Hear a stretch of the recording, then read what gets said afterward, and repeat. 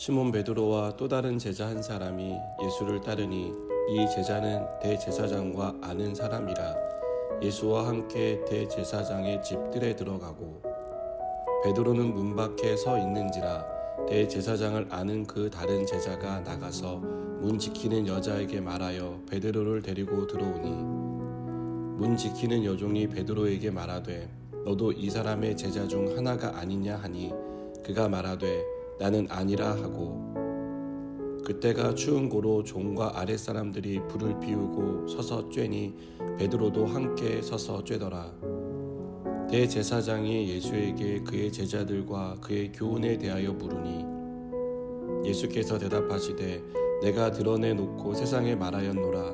모든 유대인들이 모이는 회당과 성전에서 항상 가르쳤고 은밀하게는 아무것도 말하지 아니하였거늘 어찌하여 내게 묻느냐.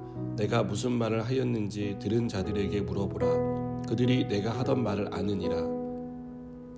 이 말씀을 하심에 곁에 섰던 아랫사람 하나가 손으로 예수를 쳐 이르되 내가 대제사장에게 이같이 대답하느냐 하니 예수께서 대답하시되 내가 말을 잘못하였으면 그 잘못한 것을 증언하라.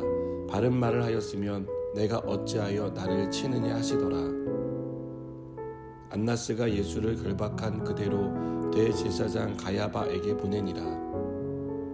시몬 베드로가 서서 불을 쬐더니 사람들이 묻되 너도 그 제자 중 하나가 아니냐. 베드로가 부인하여 이르되 나는 아니라 하니 대제사장의 종 하나는 베드로에게 귀를 잘린 사람의 친척이라 이르되 내가 그 사람과 함께 동산에 있는 것을 내가 보지 아니하였느냐. 이에 베드로가 또 부인하니 곧 닭이 울더라. 아멘.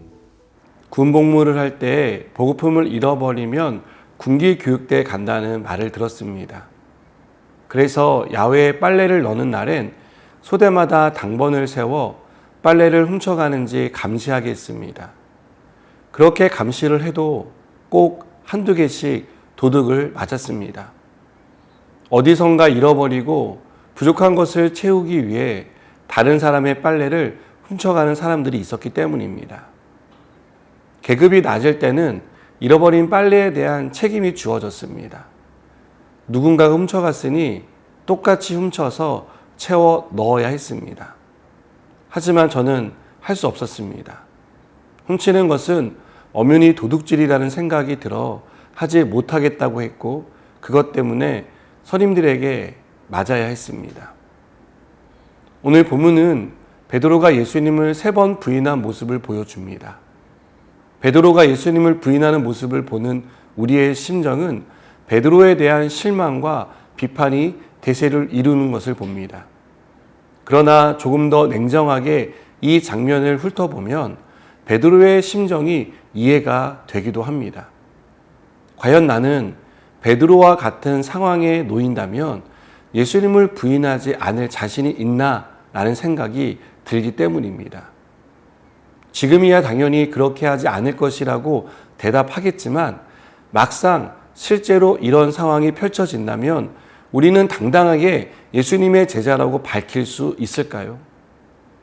군대에서 남의 옷을 훔쳐가는 사람이나 훔쳐오는 사람 중에 그리스도인도 있습니다.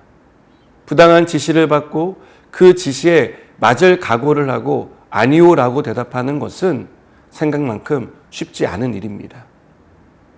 우리는 직장에서 밥을 먹을 때 기도하는 일을 주저합니다.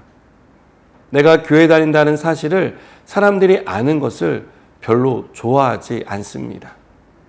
만일 내가 교회 다닌다는 것을 알게 된다면 사람들은 색안경을 끼고 나를 바라볼 것이라고 생각하기 때문입니다. 회사의 이익을 위해 부당한 지시를 받는다면 내 신앙 양심 때문에 그것을 거절할 수 있을까요? 나 때문에 회사에 영향을 주고 동료들이 손해를 보게 된다면 부당한 지시에 대해 하지 않겠다고 말하기는 힘들 것입니다. 그냥 눈 한번 질끈 감고 모두를 위한 선택이라고 생각하며 애써 담담하게 따르게 될 것입니다. 우리는 직간접적으로 베드로와 같은 입장을 취하곤 합니다. 베드로와 같은 입장을 취하는 이유는 사람마다 다를 것입니다. 다른 사람에게 미안해서, 손해보는 것이 싫어서, 회사에서 쓸모없는 존재로 낙인 찍힐까 봐 등 우리는 다양한 이유로 예수님을 직간접적으로 부인하는 선택을 합니다.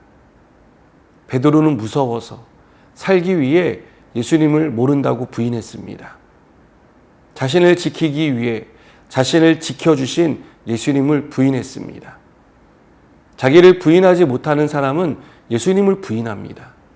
자기 부인이 이루어지지 않은 사람의 호언장담은 지켜줄 수 없습니다. 자기 부인이 없이는 부당함에 맞설 수 없습니다.